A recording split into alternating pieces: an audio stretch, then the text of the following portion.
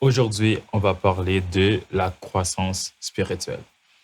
Tous les chrétiens en général, ils veulent grandir spirituellement, ils veulent porter du fruit, ils veulent exercer leurs dons, ils veulent pourquoi pas commencer un ministère. Mais il y a souvent cette question de comment je grandis spirituellement. Je veux grandir, je veux porter du fruit, mais je ne sais pas c'est quoi le processus. Et des fois, nous faisons cette erreur de croire que l'exposition aux activités, l'exposition à la parole de Dieu va nous faire grandir. Si je vais à l'église à chaque dimanche, si je vais à chaque réunion des jeunes, si je vais à chaque étude biblique, à chaque réunion de prière, forcément, je vais grandir. Et c'est le premier mensonge qu'on va détruire aujourd'hui parce que l'exposition n'équivaut pas à ta croissance. C'est pas parce que tu es exposé à quelque chose que ça va faire en sorte que tu crois spirituellement ou peu importe c'est quoi dans cette chose que tu es exposé. Et quand on regarde l'exemple que Jésus donne quand il va parler de la croissance spirituelle et le fait de porter fruit, il va se référer à l'agriculture et il va parler de la bonne terre. Il va parler du semeur qui sème, mais le semeur, quand il sème de la bonne terre, ce qu'il a semé peut grandir et réussir à porter fruit après. Donc, si le semeur ne sème pas dans la bonne terre, même s'il a semé, il n'y aura pas de croissance. Et beaucoup de fois, on va à l'église, on va dans les réunions, on s'expose à cette semence, on s'expose à cette parole, mais la terre a un problème, ce qui fait en sorte qu'il n'y a pas de croissance qui a été effectuée. Donc, avant de parler de exposition, avant de parler de semence, il faut prêter attention à la terre, parce que cette table, elle peut être exposée à des semences, elle peut être exposée à toutes sortes de choses que je mets dessus.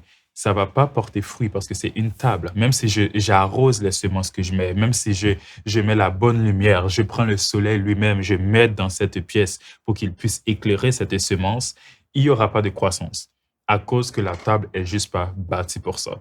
Donc, on va commencer à voir les principes qui englobent la croissance. On va parler de la bonne terre, on va parler de c'est quoi être une bonne terre. On va parler des exemples concrets, des choses pratiques à faire qui permettent qu'on puisse grandir spirituellement. Et commençons directement. On va aller dans Matthieu 13, verset 19. C'est là que Jésus il va expliquer la parabole du semeur. Dans Matthieu 13, verset 19, il va parler de semeur qui sème et il va parler de différents endroits. Et chaque endroit équivaut à un état émotionnel et mental. Chaque endroit équivaut à un type de personne. Et accordément à ce type de personne, on va voir si ça va porter fruit ou non. Donc, Matthieu 13, verset 19, ça dit, « Lorsqu'un homme écoute la parole du royaume et ne la comprend pas, le malin vient et enlève ce qui a été semé dans son cœur. Cet homme est celui qui a reçu la semence du long chemin. » Cet homme est celui qui a reçu la semence du long chemin. La semence du long chemin, c'est une semence que le semeur sème et qu'il y a un oiseau qui vient, qui fait juste voler cette semence et manger cette semence. Et Dieu compare ça à un homme qui entend la parole et qui ne la comprend pas. Donc, la première chose à comprendre ici, c'est que tu peux être exposé, mais en arrière de cette exposition, il faut une certaine compréhension. Parce que peu importe ce qu'on enseigne, peu importe ce qu'on dit, sans la compréhension, ça ne peut pas porter fruit en toi. Donc, une chose qui aide à la compréhension, c'est premièrement, ne jamais prendre pour acquis que tu sais de quoi on parle. On dit Jean 3, verset 16, car Dieu a tant aimé le monde qu'il a donné son Fils unique, et tu prends pour acquis que tu comprends de quoi on parle parce que tu l'as entendu depuis longtemps, tu l'as entendu depuis ta jeunesse, depuis que tu as 2 ans, 4 ans, 5 ans, 6 ans. Tu entends ce verset et tu prends pour acquis que tu l'as compris. Ça bloque la croissance. Parce que la parole de Dieu est tellement profonde, la parole de Dieu est tellement remplie de mystères, est tellement remplie de spiritualité. C'est l'Esprit de Dieu même qui a inspiré cette parole-là. Et nul ne peut sonder l'Esprit de Dieu à part son Esprit lui-même. Donc, c'est tellement grand que quand nous prenons pour acquis que nous comprenons une parole, nous venons mettre une barrière à notre croissance. Peu importe à quel niveau que tu as compris, ou peu importe à quel niveau que tu crois comprendre ce qui est en train de se dire, ne bloque jamais la porte et sois ouvert à une nouvelle compréhension. Sois ouvert une nouvelle dimension, un nouveau niveau, une nouvelle étape, quelque chose de nouveau. Parce que quand tu bloques à cela, ta croissance reste à ce niveau-là. Tu ne pourras jamais grandir au-delà de ton niveau de compréhension. Et c'est ça que ce verset nous dit. Tu ne pourras jamais grandir et dépasser le niveau que tu as compris quelque chose. Si tu l'as compris à ce niveau, ta croissance va être à ce niveau. Si tu l'as compris à ce niveau, ta croissance va être à ce niveau. Donc, il faut tout le temps, chercher une meilleure compréhension des choses. Je sais que tu as lu ce verset depuis longtemps, que tu l'as relu, que tu l'as écouté, mais ne prends jamais pour acquis que tu sais c'est quoi. Tout le temps, demander au Seigneur de te ouvrir les yeux. Comme Jésus l'a dit, la Bible dit que Jésus leur ouvrait les yeux pour qu'ils comprennent les Écritures et leur ouvrir les yeux afin qu'ils comprennent les Écritures. Donc, premier principe pour croître spirituellement, c'est ne jamais se bloquer soi-même en se disant que je comprends c'est quoi qu'on parle. Toujours être ouvert à apprendre quelque chose de nouveau. Amen. Donc, à partir de cela, on peut bâtir encore plus. On peut en parler de comment faire cela. Comment faire en sorte que nous ne nous bloquons pas en nous disant que nous avons compris. Et la façon de faire, c'est, la Bible dit de méditer la parole jour et nuit. Quand tu lis la parole, ça te donne une compréhension intellectuelle. Quand tu lis la parole, ça te donne une information qui est dans la Bible. Mais quand tu médites la parole, cette information-là amène une transformation. Cette intelligence intellectuelle se transforme maintenant en une intelligence spirituelle. Tu ne comprends pas ce qui a été dit seulement parce que tu comprends le français et que tu comprends les mots qui ont été dits, mais maintenant il y a une compréhension spirituelle qui vient habiter en toi, qui vient du Saint-Esprit. Et c'est ça la méditation fait.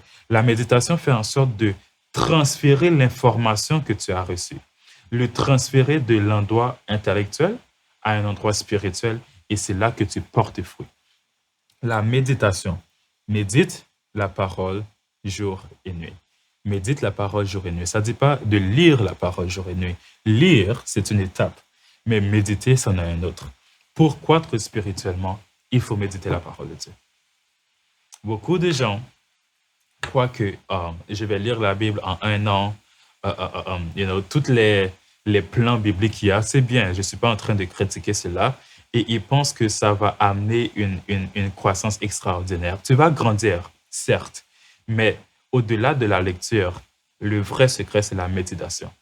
Quelqu'un qui médite un verset pendant toute la semaine aura une meilleure compréhension que quelqu'un qui a les 10 chapitres dans la semaine. Parce que cette personne qui médite sur un verset fait un transfert d'une intelligence, fait un transfert d'une compréhension intellectuelle à une compréhension spirituelle. Et quelqu'un qui a fait juste lire aura beaucoup d'informations dans la tête, mais on ne va pas voir les fruits se produire autant en flagrant que quelqu'un qui médite. Donc, la méditation, c'est un atout à considérer quand ça vient à la croissance spirituelle, et c'est un blocage pour la jeunesse parce que nous voulons tout rapidement, nous voulons tout comprendre rapidement. En TikTok, on fait swipe. Instagram, on veut que ça aille vite.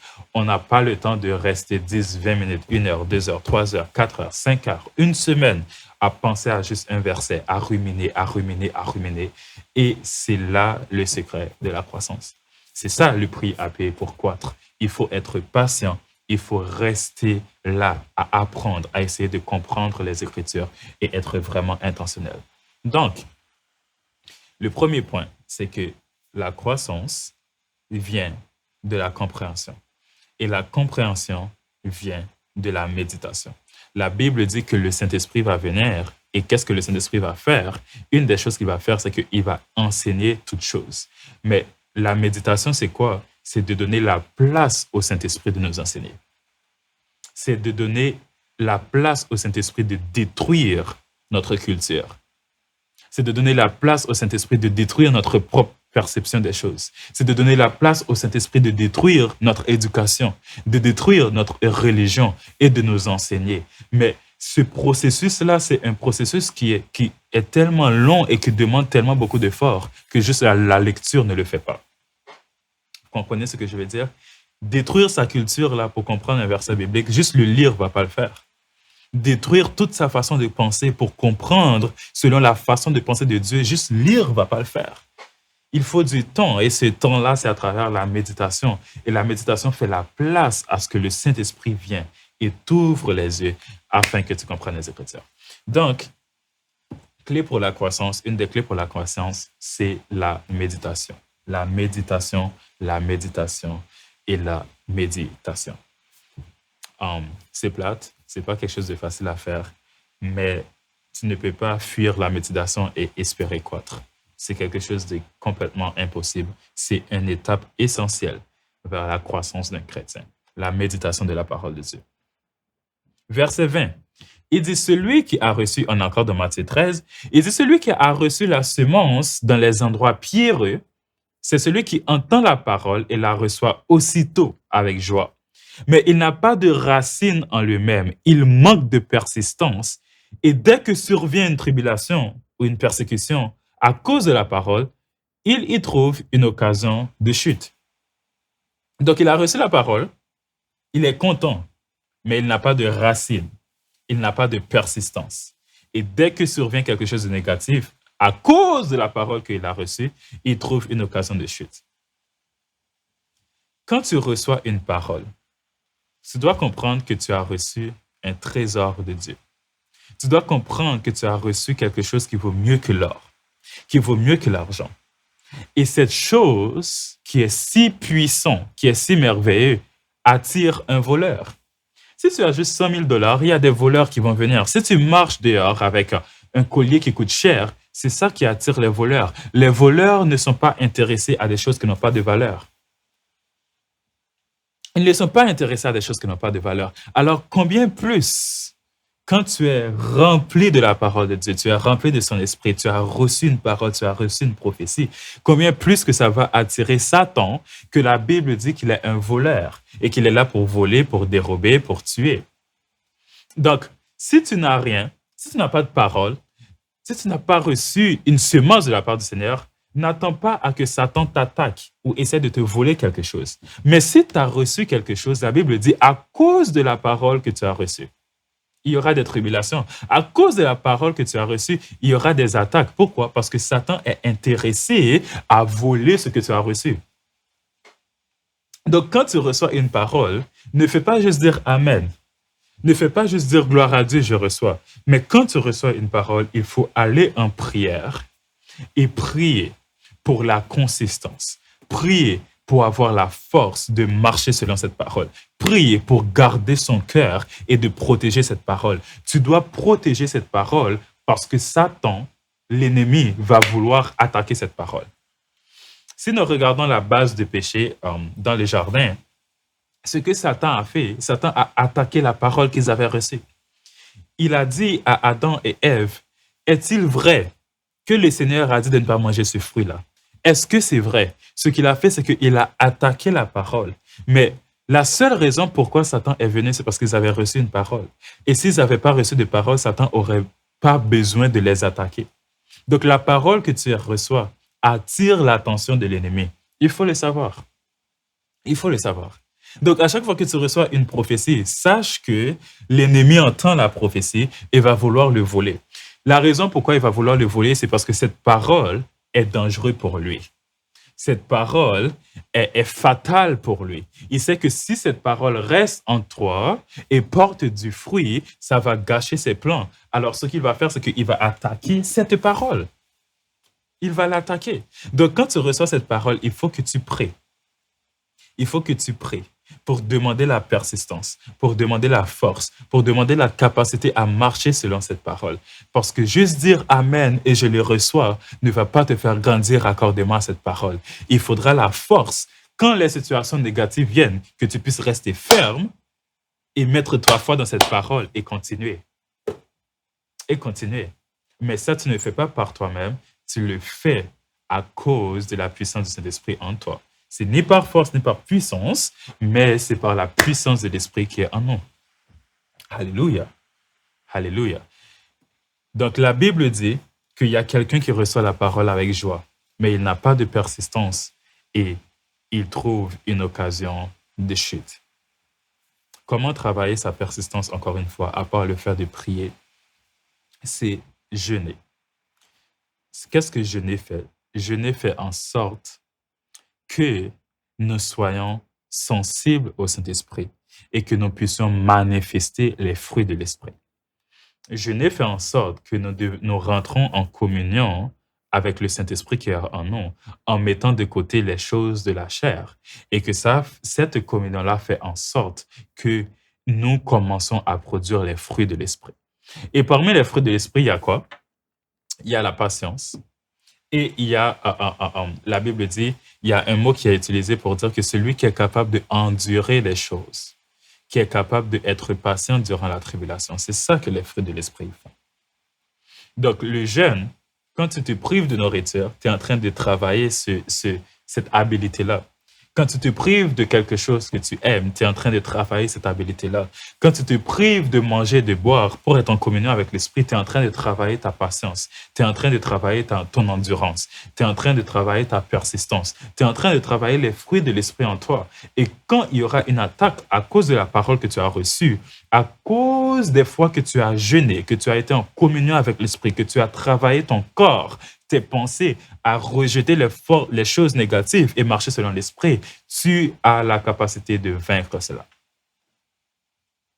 C'est pour ça que le jeûne est vraiment important dans la croissance. Mais il faut comprendre la raison pourquoi on jeûne. On ne jeûne pas pour demander à Dieu de faire quelque chose pour nous. La Bible dit, tout ce que vous demandez en mon nom, je vais vous le donner.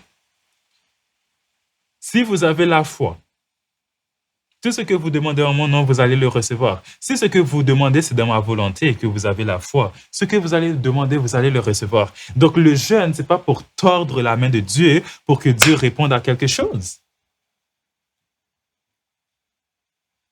La Bible dit que Dieu a pourvu pour nous selon sa richesse et sa gloire.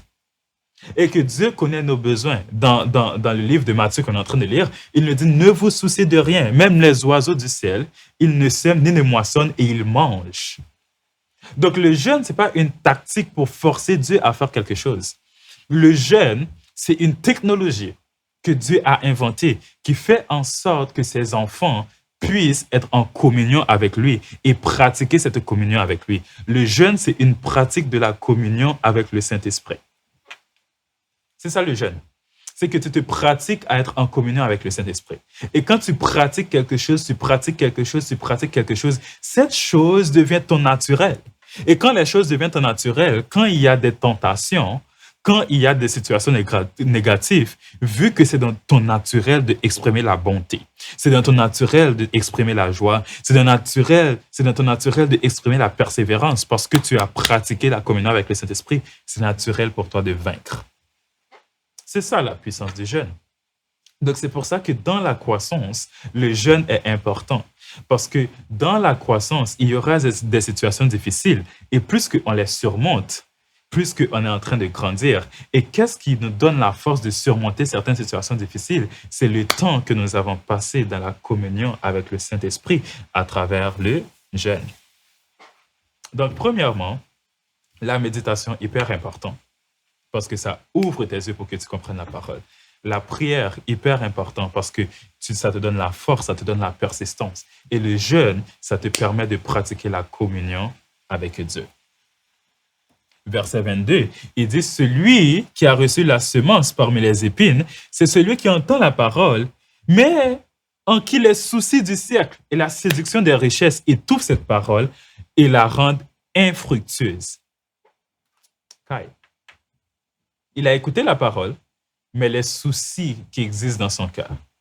Pour grandir spirituellement, il y a une chose que nous devons vraiment faire attention. C'est de faire attention que nos soucis et les besoins que nous avons ne nous dirigent pas. Parce que s'ils nous dirigent, je vous garantis qu'ils ne vont jamais nous diriger vers la direction de la croissance. Ils ne vont jamais nous diriger à être en communion avec le Seigneur. Ils ne vont jamais nous diriger à être en relation plus profonde avec le Seigneur. Les soucis et nos besoins vont toujours nous diriger à être indépendants, à essayer de les résoudre par nous-mêmes, à essayer d'acquérir la richesse par nous-mêmes. Ces choses-là, nous les avons et c'est humain, mais nous devons être capables de les décharger devant Dieu. La Bible dit décharger sur moi tous vos fardeaux, déchargez vos soucis, déchargez vos fardeaux. Il faut faire l'action de décharger. C'est une action que nous devons entreprendre, de décharger nos soucis. Pourquoi? Parce que ces soucis-là font en sorte que la parole ne puisse porter fruit. Ces soucis-là font en sorte que la parole soit étouffée. Parce que quand tu as ces soucis-là, ils te distraient. Quand tu as ces soucis-là, tu ne penses pas à la parole que tu as reçue, tu penses à quoi tu vas manger.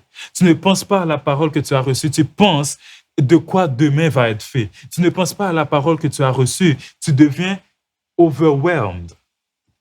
Tu deviens chargé à faire des choses pour répondre à ces soucis parce que ton cœur est troublé. Et quand ton cœur est troublé, il étouffe la parole que tu as reçue. 1 Pierre, verset 5, 1 Pierre chapitre 5, verset 7, il dit « Déchargez sur lui tous vos soucis, car lui-même prend soin de vous. » Donc, il y a cette compréhension-là que nous devons avoir pour la croissance, c'est que Dieu lui-même prend soin de nous. C'est pour ça que les enfants croient. C'est pour ça que les enfants grandissent. C'est pour ça que les enfants puissent arriver à un certain point qu'ils portent fruit. Pourquoi? Ils ne se soucient pas de certaines choses et ils peuvent se concentrer à grandir. Ils savent que les parents vont pourvoir la nourriture. Donc, ils vont explorer, ils vont jouer, ils vont lire, ils vont faire des choses. Ils savent que leurs parents vont payer l'hypothèque. Ils savent que les parents vont subvenir à leurs besoins. Ils savent que les parents vont avoir la responsabilité de tout et vont s'occuper de tout. Et ça fait en sorte qu'ils grandissent. Ça fait en sorte qu'ils peuvent grandir de manière saine. Donc, une révélation à avoir qui aide à la croissance, c'est de savoir qu'on a un Père dans les cieux qui prend soin de nous. Et il y a certaines choses, oui, qui nous atteignent, oui, qui nous affectent, mais notre devoir, c'est de les exposer aux pieds de Jésus par la foi. Alléluia. Les secrets de la croissance. C'est comme ça qu'on croit dans le Seigneur. Il dit que les soucis de ce siècle est la séduction des richesses. Donc, il y a les soucis et il y a la séduction. La séduction te distrait. La séduction, c'est quelque chose qui te mène à voir la beauté et l'importance de quelque chose qui est terrestre, en fait. L'importance de quelque chose qui va tarir, qui va finir, qui ne dure même pas, qui est superficiel, et ça te distrait. Maintenant, Dieu n'est pas premier, le royaume des cieux n'est pas premier, mais la richesse est la première chose. La maison est la première chose. Se marier, c'est la première chose. Et nous cherchons des choses terrestres et nous oublions les choses célestes, et ça bloque la croissance. La croissance requiert que nous avons les yeux fixés sur Jésus et que nous ne soyons pas distraits ni par les soucis, ni par les séductions. Alléluia. Et la Bible dit, mais celui qui a reçu la semence dans la bonne terre, c'est celui qui entend la parole et la comprend. Encore une fois, elle la comprend. Il porte du fruit, un grain en donne 100, un autre 60 et un autre 30. La compréhension, c'est ça qui amène les fruits, comme on avait dit au début. Mais on a vu un point important ici, la bonne terre. C'est important, c'est vraiment important d'être nous-mêmes une bonne terre. La Bible dit de garder son cœur, parce que de elle coulent les eaux vives. La terre, pour nous, c'est notre cœur. Et nous devons garder notre cœur. Nous devons protéger celle-ci. Nous devons tout le temps, avec l'aide de Dieu, voir c'est quoi nos priorités, voir c'est quoi nos peurs, voir c'est quoi qui nous dirige. Parce que si notre cœur est bien gardé, si notre cœur est centré sur Dieu, nous allons croître. Nous allons croître. Mais si notre cœur est séduit par des choses de ce monde, si notre cœur est rempli de soucis, si notre cœur n'est pas ancré dans la parole du Seigneur, ce sera difficile pour nous de croître. Alléluia. Donc, selon Matthieu, voilà les principes que Jésus nous donne pour croître. Mais il y a un autre verset dans la Bible que nous allons explorer. C'est Paul qui parle dans Corinthiens et il dit que dans 1 Corinthiens 3, verset 6, il dit « J'ai planté, Apollos a arrosé, mais Dieu a fait croître. » J'ai planté, Apollos a arrosé, mais Dieu a fait croître. Encore une fois, c'est le même principe qui se répète. Pour grandir, il faut qu'il y ait des gens qui plantent dans notre vie et qui arrosent dans notre vie. Donc, quand nous évitons l'interaction avec les gens, quand nous évitons être dans une église locale, quand nous évitons certaines choses, nous sommes en train de bloquer la croissance. Paul a dit, j'ai planté, Apollos a arrosé, mais Dieu a fait croître. Avant que Dieu fasse quelque chose, il a mis des hommes pour faire certaines choses. Donc, cette affaire-là de dire que ma relation, c'est moi et Dieu, ça bloque la croissance. Ça bloque la croissance. Parce que Dieu ne va pas venir planter. Dieu ne va pas venir planter. La Bible dit que la foi vient de ce qu'on entend, de ce qu'on entend vient de la parole de Dieu. Mais comment ils vont entendre s'il n'y a pas de prédicateurs? Et comment il y aura des prédicateurs si Dieu ne les a pas envoyés? Dieu a envoyé des hommes et des femmes pour semer et pour arroser. Ce n'est pas son rôle à lui. Son rôle à lui, c'est de s'occuper de la croissance. Donc, pour grandir avec Dieu, il faut être vulnérable envers les hommes. Pour grandir avec Dieu, il faut être ouvert à recevoir des hommes. Parce que le premier principe de la croissance, c'est la semence et l'arrosage. Et ça, c'est l'homme qui le fait. Donc, se fermer dans sa chambre et dire que ma relation, c'est moi et Dieu, tu bloques ta croissance. Tu bloques ta croissance. Parce que Dieu ne peut pas faire croître là où il n'y a pas de lieu de semence. Paul a semé, Apollos a arrosé, mais Dieu a fait croître. La vulnérabilité est très importante pour la croissance. Pourquoi? Parce que des fois, les hommes, ils ne connaissent pas tout. Et ils ne peuvent pas semer et ils ne peuvent pas arroser là où la terre a été exposée à eux. Des fois, tu as un problème que tu présentes seulement à Dieu et que tu le caches aux hommes, alors que Dieu a donné la solution aux hommes. C'est aux hommes de croître dans de semer dans ce problème-là. C'est aux hommes d'arroser dans ce problème-là. Mais tu le présentes à Dieu et tu le caches aux hommes. Ça bloque. Ça bloque. Dans la croissance, il y a la part de Dieu et il y a la part des hommes. Et le premier principe doit être respecté. La semence doit être faite par les hommes, l'arrosage doit être fait par les hommes, et Dieu fait croître. Alléluia. Mais quand ça dit que Dieu fait croître, cela ne veut pas dire que Dieu travaille tout seul à la croissance et qu'il te fait croître juste comme ça. Mais c'est ta relation avec lui qui provoque la croissance. Les hommes s'aiment, les hommes arrosent, mais ta relation avec lui, avec Dieu, ton ouverture avec Dieu, permet à Dieu de prendre ce que les hommes ont semé, de prendre ce que les hommes ont arrosé et de faire le meilleur avec. Donc, les hommes sèment et arrosent, mais toi, garde ta relation avec Dieu. Les hommes sèment et arrosent, mais toi, investis dans ta relation avec Dieu. Et c'est comme ça que la croissance vient. Paul a planté, Apollos a arrosé, mais Dieu a fait croître. Alléluia. Donc, encore une fois, ça vient juste compléter Matthieu. Ce n'est pas différent. C'est vraiment la même chose.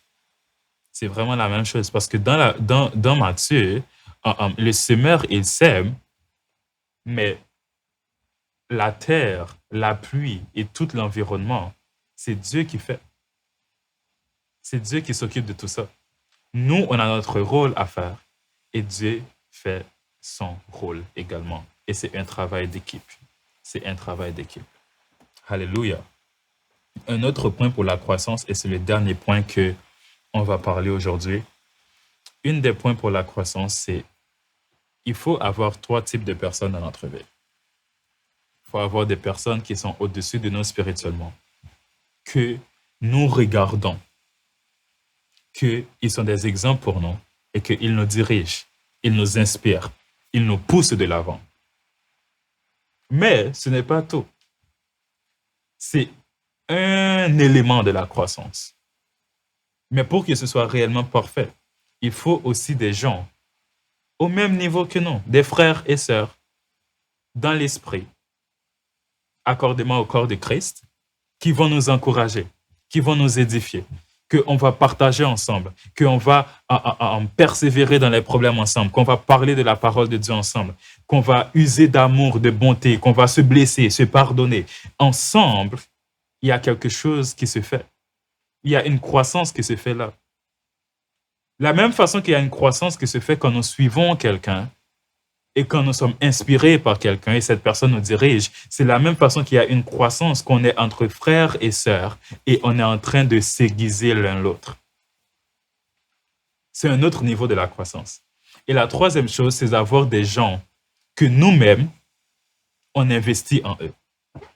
Et ces gens nous regardent et ils sont inspirés par nous et ils sont dirigés par nous. La même façon que nous avons des gens que nous regardons, que nous sommes inspirés, que nous sommes dirigés, il faut que nous ayons des gens que nous investissons. Parce que quand tu investis en quelqu'un, tu apprends. Quand tu investis en quelqu'un, tu viens de puiser de ce que tu as de l'intérieur. Quand tu investis en quelqu'un, tu viens de mettre les informations que tu as reçues en pratique. Tu viens de passer à une phase où maintenant tu n'es pas seulement un consommateur d'informations, un consommateur de paroles, mais maintenant tu transmets. Et il n'y a pas meilleur moyen de grandir que de transmettre. Le plus que tu transmets, le plus que tu es en train de grandir. Amen. Donc des gens qui s'aiment en nous, qui arrosent, que nous regardons, qui nous dirigent, qui nous inspirent, des frères et sœurs que nous sommes avec, que nous nous aiguisons, et des gens que nous-mêmes nous investissons entre eux. Ces trois personnes-là, dans notre vie, et quand nous gardons notre cœur, et quand nous passons le temps dans la prière, dans le jeûne, et que nous méditons pour comprendre la parole de Dieu, la croissance va venir naturellement. Et voilà les clés de la croissance que je voulais partager avec vous aujourd'hui.